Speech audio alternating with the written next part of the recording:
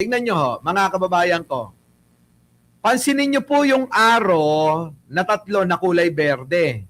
At yung pong kulay pula dito sa bandang taas na naka-rectangle ho, mga kababayan.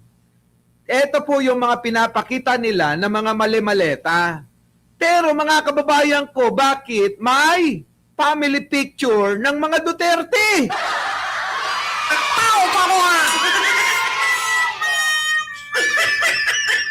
Lakihan natin, Boss Mike, lakihan natin. Pansinin nyo maigi. Ayan. Ha? Pansinin nyo maigi. Nakita nyo? Sa bandang itaas na may picture si Sara Duterte. Kasama po yung kanyang tatay, nanay, mga kapatid at asawa. Ito isa po sa pinapakita ho nila na maleta. Bakit po may litrato? Bakit po? Ito ang tanong kasi, mga kababayan. Ito naman kasing mga Marines na to. Nagmadali yata itong mga ito. Bakit ho may family picture ng mga Duterte? Mga kababayan, yan ang tanong. Bakit, Maring Gina, live na live tayo, Maring Gina, bakit may litrato ng family picture nila Duterte?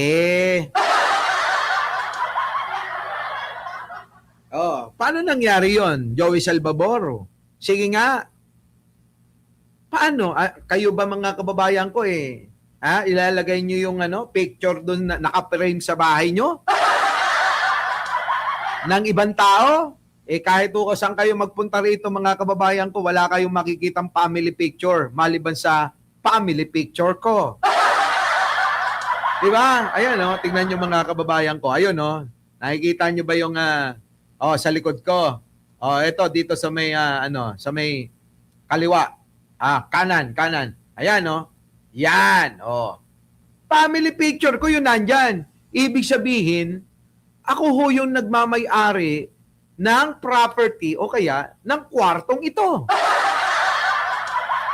So kung dito, mga kababayan ko, dito, kung nandiyan ang family picture ng pamilya ni dating Digong, at ng BP Sara Duterte, ibig sabihin, kanila ito. Tama, mali, mga kababayan ko. Alam nyo kaya itong mga, mga nagpapanggap na mga meli-militar? Wala ho ito